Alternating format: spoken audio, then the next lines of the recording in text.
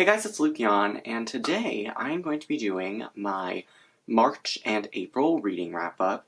I know I said in the beginning of the year that I would not do, combined months of reading in one video, but I do actually have a reason for this, and it was a conscious decision. Most of the books that I read in March, 7 out of the 10, were books that I already have dedicated videos to, so I would have just been repeating myself if I did a March reading wrap-up, and it would have just been really redundant, so I decided to just combine, to have this video be the books that I read in March and in April, just smushed together. So, yeah. Anyway, I do have quite a bit of books to talk about, so let's just get into the video. So the first book that I read in the month of March was Chain of Iron by Cassandra Clare. This is the second book in the Last Hours series, and it is the sequel to Chain of Gold.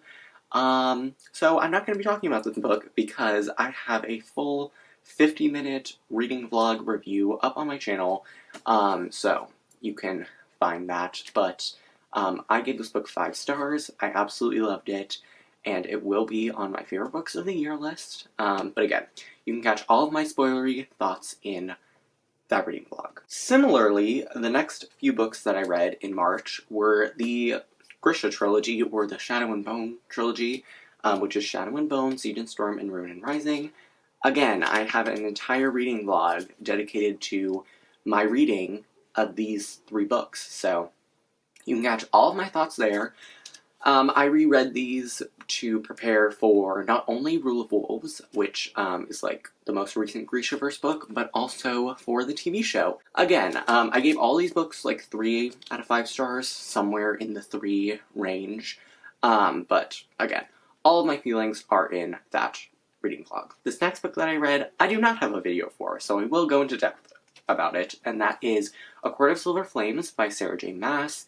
I actually buddy read this with Cindy from Read with Cindy.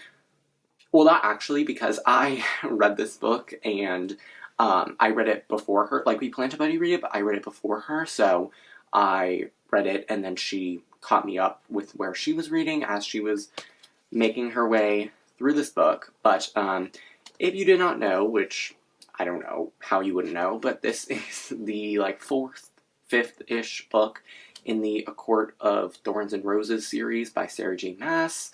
It's one of the most popular series on BookTube. And I enjoyed that series. I thought it was a good series. It's probably my least favorite Sarah J. Maas series, but I was still very interested in this. It is kind of like a spin-off novel following the 2 of the side characters from that original series. And this is kind of their story and stuff. I ended up giving this book a 3 out of 5 stars. I thought it was just very average.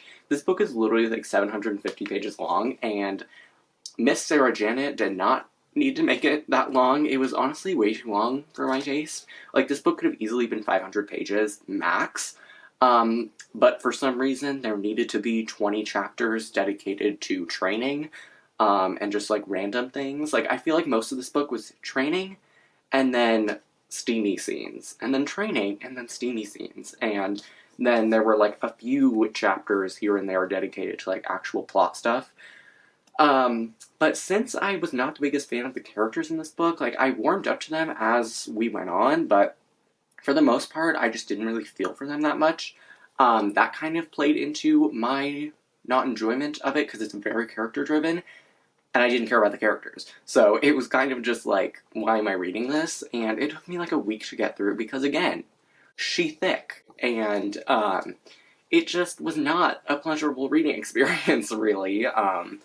But, I mean, I don't hate this book. A 3 star is still good, and I will continue on with the series. But it was just not really it for me.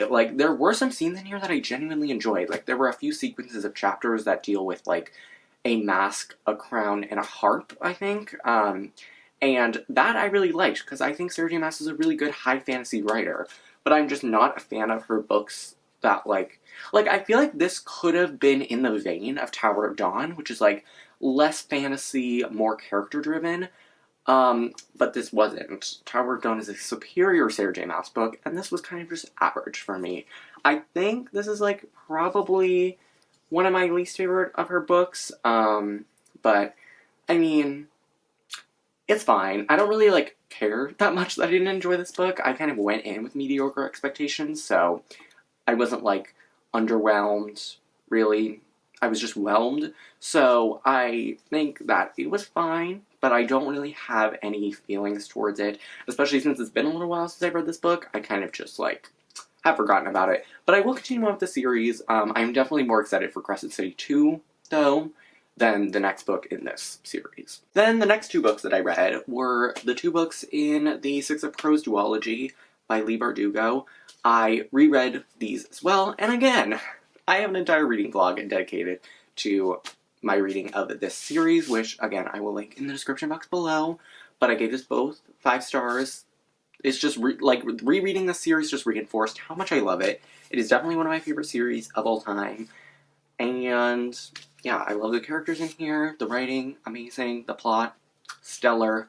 So, yeah, it is friggin' rock solid, and you can see, again, all of my thoughts in that video. Next, I read The Bromance Book Club by Lisa K. Adams.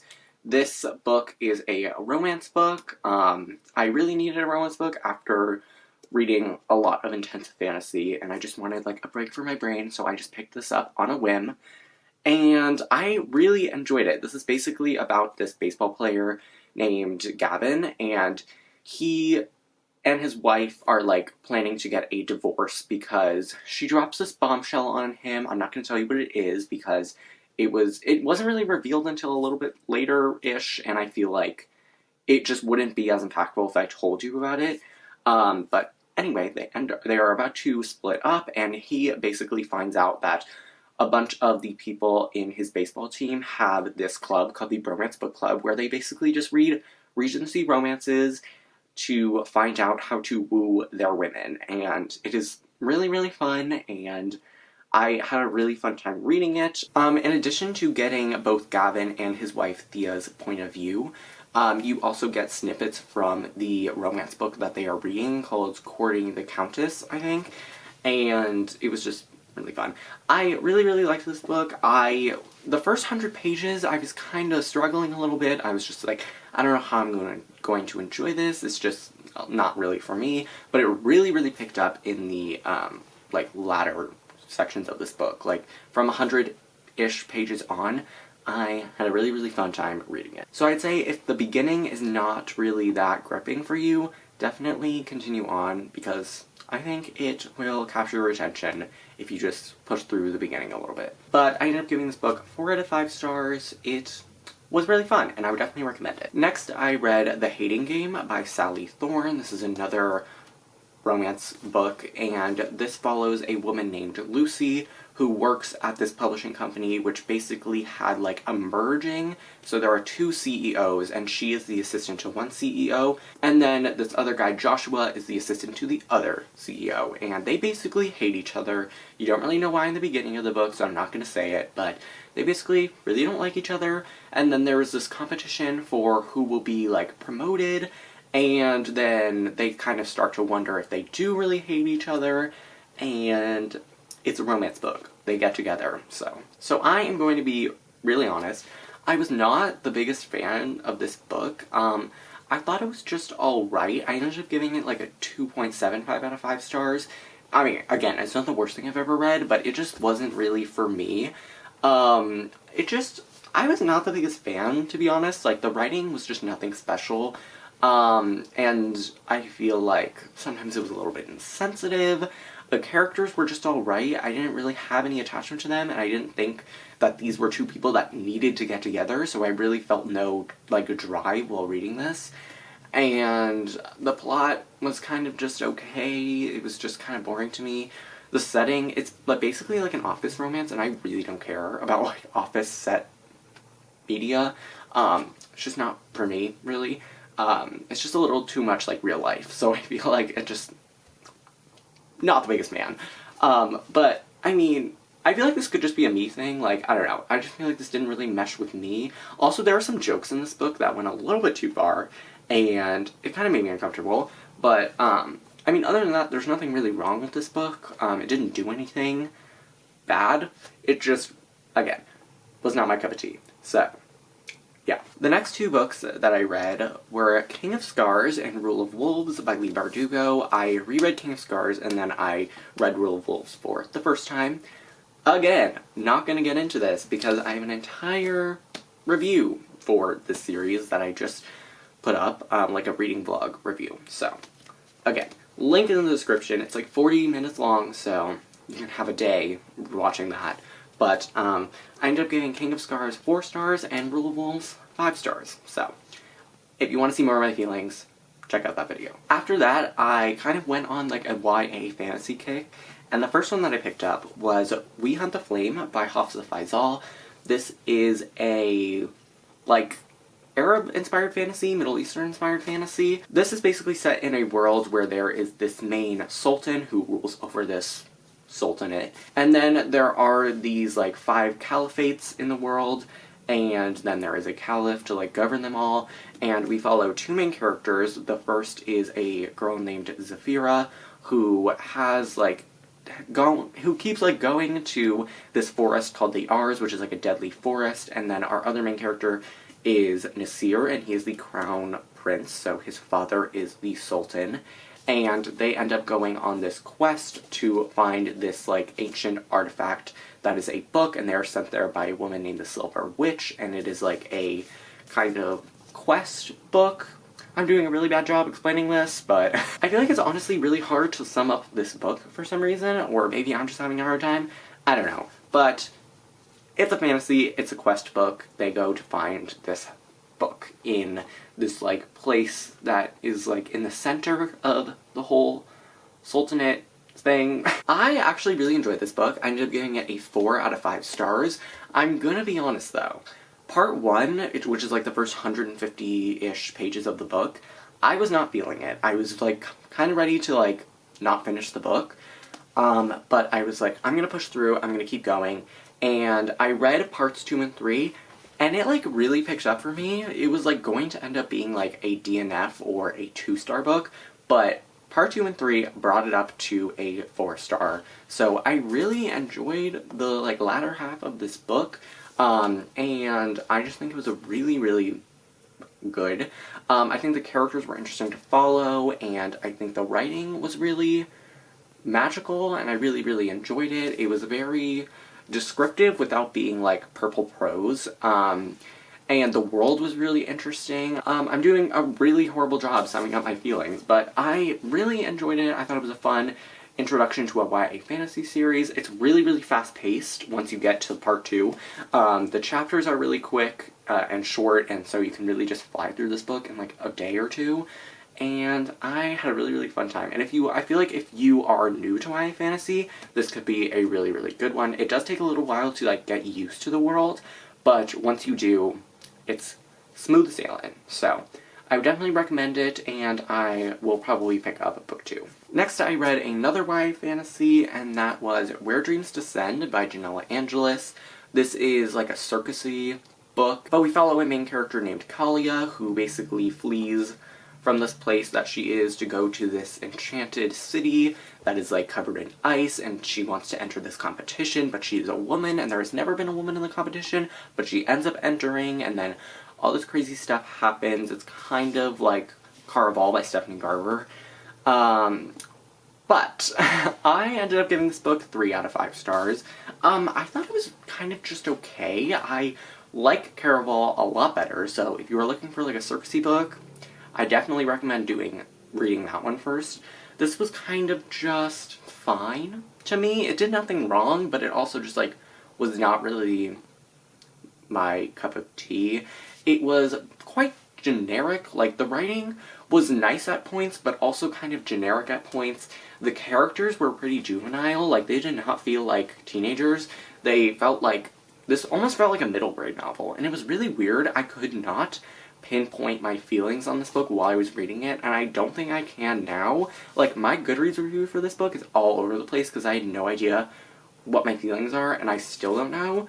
But, like, honestly, now that I've had time to I've stepped away from the story and I'm not, like, in it anymore, I'd probably just give this, like, a 3-star. Like, I think I gave it, like, a 3.5 or 3.75, but it's really just like a 3-star for me. Like, it was kind of just okay. I probably would not read the second book, because, I don't know. Also, this book is long. It's like 450 pages, and it just was not gripping enough for me, and it was really irritating because I kept wanting to get invested, and there were things happening that were, like, big, and I should have been getting invested, but I was not, and it was just not a really fun time. I was just kind of bored throughout the story, and I don't know, it just wasn't really for me. I feel like this is for people that are, like, new to YA, because it's very tropey, and I feel like it just didn't feel like a 2020 YA book. Like, this book came out in August of last year, and it felt like it was almost, like, from 2013. Like, I don't even know how to explain it,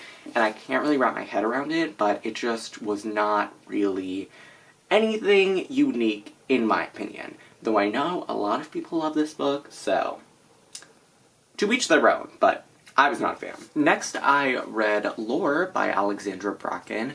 This is a YA fantasy standalone. We really don't have a lot of those, but this is a kind of Greek mythology retelling. It's set in modern-day New York City, and it basically is, like, kind of an alternate New York City, because in this, like, book, every 7 years for 7 days, these Greek gods walk the earth as mortals, and then people who, it's called the Agon, this, like, thing, and then these descendants of, like, famous heroes in Greek mythology can hunt these gods and kill them and attain their divinity. So, it's this big thing for a week, and our main character, Lore, in the last Agon, her entire family was murdered, and now a new Agon is coming up, and her childhood friend Castor comes back into her life, who has some stuff going on with, like, some of the gods, and then Athena shows up on Lore's doorstep and asks her to bind her fate to hers. So I really, really enjoyed this book, actually. I will be honest, I was not in the best mindset when I was reading this book. I just, like, was really stressed out, and I had a lot of anxiety, and I was just not in the best mental health state, and this book did a lot to help me through it. It was, like, very distracting for me. I could kind of just sink into the story and just, like, forget about what I was thinking about, and it was just really, really nice to have this book, and it was really freaking good. So I ended up giving this book, like, a 4 out of 5 stars. It was really, really addicting to read. Like, I feel like the chapters, like, went by so fast. Like, I would literally sit down to read this, and it felt like it had been 10 minutes, and then I would realize 100 pages had gone by. It was just so fast to read. There are little cliffhangers, like, on every single chapter, and you just have to keep reading. It is, like, 450 pages, but, again, it really, really flew by, and I love Alexandra Bracken's books. I have read, I think this is the 6th or 7th one that I've read, and I really, really enjoyed all of them. I don't think I've given a single one of her books less than 3 stars. But I went into this with kind of mediocre expectations, because when it first came out, everyone was talking about it, and everyone was saying how amazing it was, and it was, like, #1 on the New York Times bestsellers list. But then I saw some reviews that just were not great. So I kind of went in just kind of expecting it to give it 3 stars. But I had a really fun time reading this. If you kind of just want a book that you can read and shut your brain off and, like, fly through, I would definitely recommend picking this book up. After that, I read Circle of Shadows by Evelyn Skye. This is a book that I've owned for a really, really long time. I got it when it came out, because I actually went to a signing with this author. I went to a signing for Maureen Johnson, but this author was also there, and this book is actually signed. So, that's cool. But this book takes place in a world that is inspired by feudal Japan, and in this book, there are kind of like fantasy ninjas. So we have our 2 main characters, Sora and Damon, and they both have these abilities, and they are called taigas, which are basically just ninjas. And they go on this mission, and they find out that this rando prince, who, like, was supposed to be dead, has come back to life, and he's about to wreak havoc, and it's this whole adventure. I ended up giving this book, like, a 2.753, somewhere in there. This book is freaking long. It's 450 pages, and it just felt like it took me a century to read.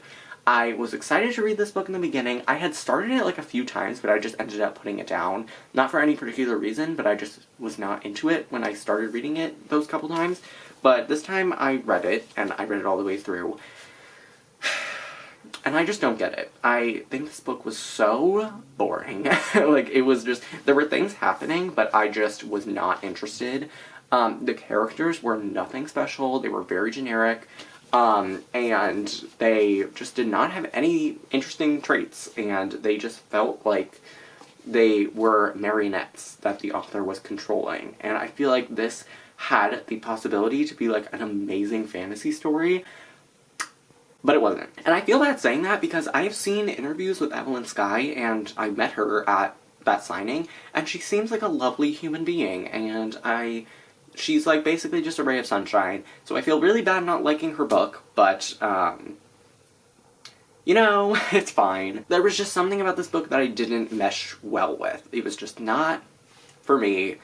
I know some people out there may love it, but I was not a fan. After that, I picked up The Wrath in the Dawn by Renee Ostia. This is the first book in a YA fantasy duology, and it is inspired by 1001 Nights. So our main character, Shahrazad, her best friend went to this prince, and basically every single day he takes a new bride, and then by dawn they are killed. And the main character's best friend was one of his brides and was killed, and so our main character, Shahrazad, she goes in to be his new bride, and dawn goes by and she has not been killed yet. So it is like, it's inspired by 1001 Nights, and it's a fantasy story, and it's like, stuff happens. I don't really know how to explain it further. So I enjoyed this book. I ended up getting it like a 3.5 out of 5 stars. It was a fun YA fantasy book. I read it in like 2 days. It was fun to read, but it wasn't anything that I like loved, really. It was just kind of okay.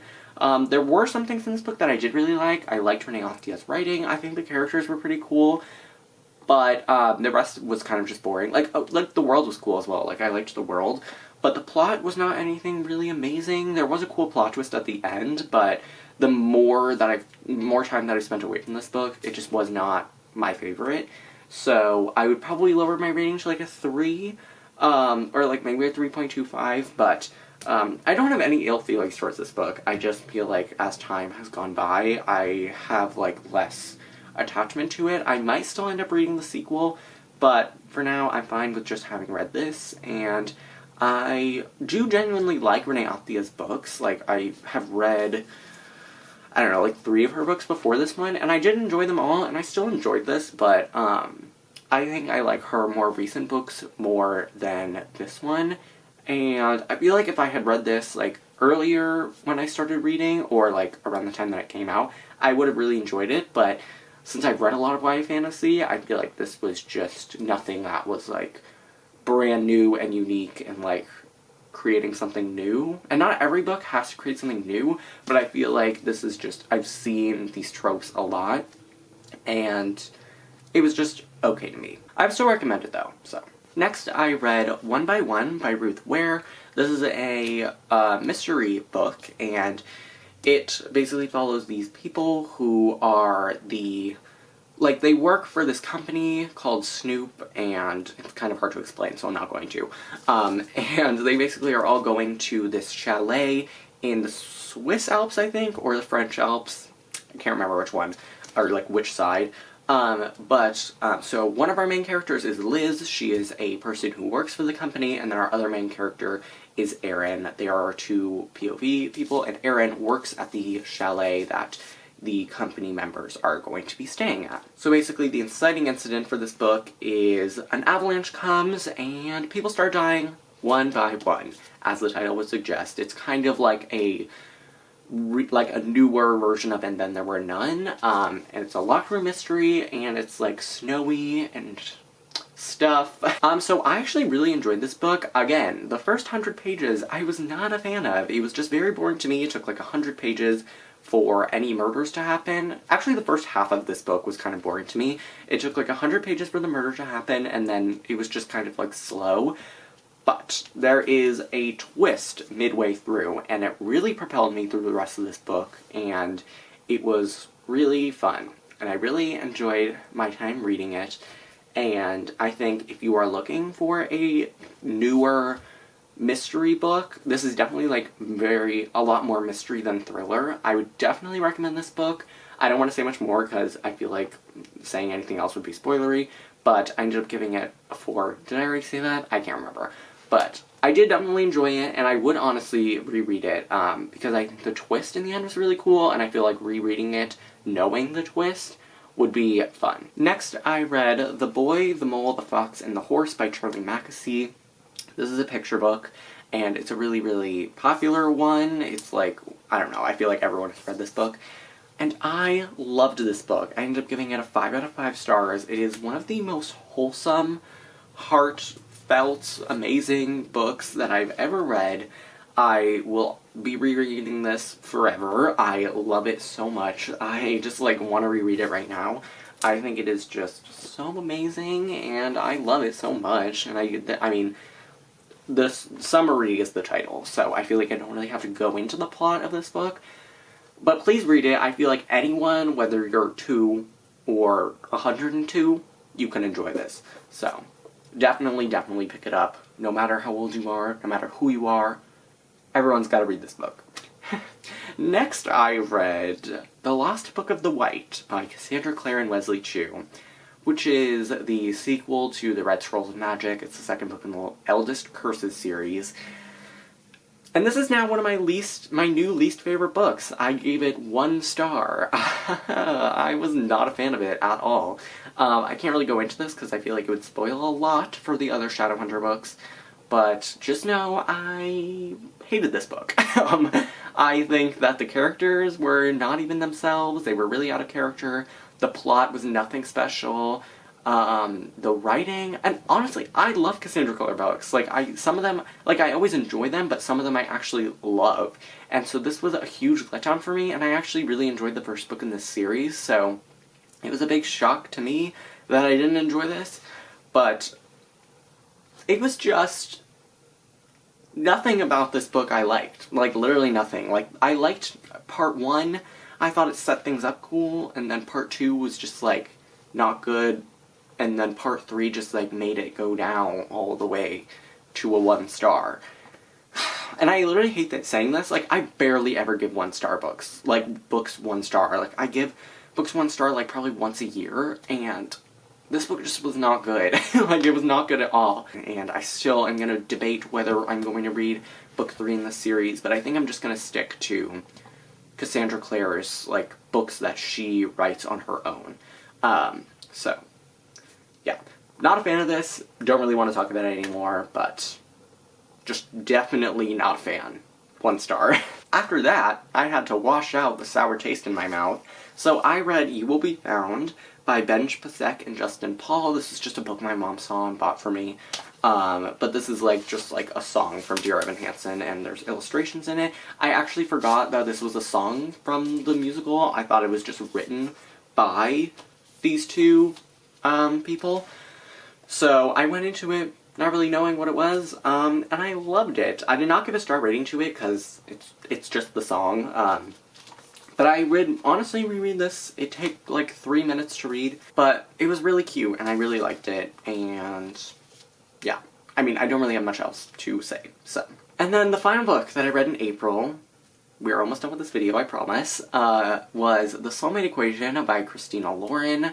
I got an e-arc of this, and, yeah, so this book comes out it's either May 17th or May 27th, I cannot remember. But this is their next novel, and if you don't know, Christina Lauren is a writing duo, and it's Christina and Lauren, and they write books together, and I have read 5 of their books, including this one, and I really enjoyed all of their books. The Unhoneymooners, which is one of their romance books, is actually one of my favorite books of all time. I honestly love that book so much. It's my favorite romance book of all time. But anyway, this book follows a woman named Jess, and she is a single mother, and she has a best friend named Fizzy, and she lives with her grandparents, and one day she and her friend Fizzy are at this coffee shop, and they see this guy that they have a nickname for. They call him Americano, and basically they approach him and they find out that he is the founder of this new app that is going to be coming out called Genetically, which can pair people up with their soulmate through DNA stuff. Basically, it's kind of like that one episode of How I Met Your Mother where Ted goes to that woman who, like, puts people up with their soulmates. I think it's in, like, season 1 or something. But anyway, Jess and Fizzy both go to this place, and they end up taking the test to find out who their soulmates are. And Jess finds out that she has a 98% match, which is the highest that the company has ever had. They've never had anything above a 93. So Jess basically finds out that she had a 98% match with none other than the founder of the company, Americano. His actual name is River, but it's fine. And they basically did not get off on the right foot, so it's like enemies to lovers. It's more like hate to lovers. But, it was really cute. I ended up giving it a 3.5 out of 5 stars. I literally just finished it yesterday. I'm filming this on the 1st of May. But it was a really, really fun story. I really enjoyed it. My only real complaints with this book are that it was just a little too, like, realistic. Apart from the app, it was just, like, the plot was kind of just, like, real life. And I like when my romance books have a little bit of, like, non-realistic stuff where you kind of have to, like, you know, suspend your disbelief. But with this, it was kind of just like a regular plot. And I still really enjoyed it. It kept my attention. It was fun to read. I read it in like 2 days. But I don't think it's one of my new favorites of theirs. So I did enjoy it, but, like, it was my favorite. But I still really, really liked it and would definitely recommend it. And recommend that you buy it when it comes out sometime in May. I'm pretty sure it's the 27th, but not 100% sure. But that is finally the end of this video. I thought that it would be a short video, but I never stopped talking, so here we are. But that is it for this video. I really hope you guys enjoyed. All of my social media links are in the description box below, and I have all the videos that I mentioned in the description box as well. But yeah, that is it. I hope you enjoyed, and I will see you in my next video. Bye!